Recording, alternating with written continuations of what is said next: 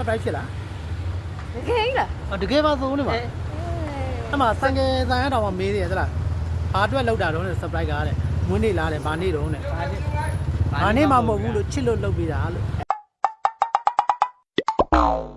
လန်လန်လန်မတင်နဲ့တော့အေးဒီလိုပြိုင်းနေမှာလေအဲ့ဘာတစ်ဖက်ကြံနေလေโอเค ခွင့်ရရတော့ခိုင်းရတာလို့ 哎呦我的妈！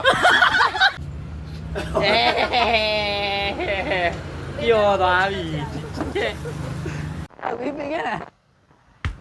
ဟမ်အကျစီတဲပေးလို့ပြစ်တဲပေးလို့ဟမ်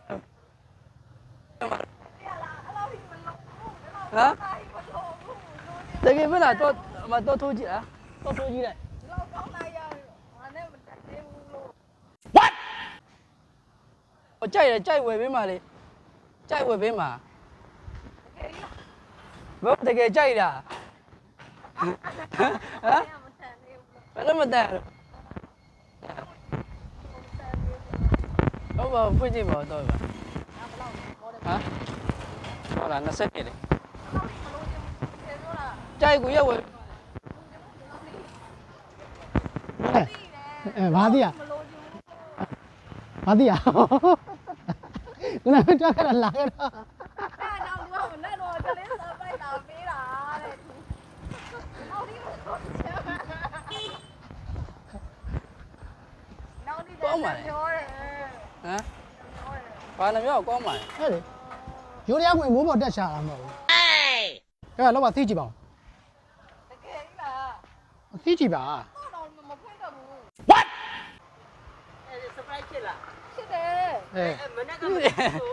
ဒါကလေးလာပြအောင် ကလေးဘာလာပေးရတော့ ကလေး surprise တော့တူလာပြမလို့ချင်ဘူးလို့အဲ့ surprise မလို့ချင်ဘူး တော့လေးဖွင့်ပြလိုက်တော့ဒီမှာ မဝင်တော့ဘူးဟုတ်တယ် တော့ရပြီလေဒီမှာလေတော့တန်းဖွင့်လိုက်ရရင် ဟုတ်ကိုဒီလောက်ထိမလို့ချင်တယ် ဒါလေးမလို့တင်ပေမဲ့ကိုကလုပ်ပေးထားပြီ လောက်ကြတော့ညာ ငွေလိုက်ပြန်ပြီငါပြန်ပြီ မဟုတ်တကယ်များလုံးတော့ ကလေးလေးဆွဲလို့ ကျွန်တော်မနေ့ကနေအမှလေဝယ်မပေးလို့ပွားစီလောက်ခုပွားစီအောင်မလား ဖွားစီတယ်ဒီလောက်များကြီးမလို့ချင်တယ် Oh no！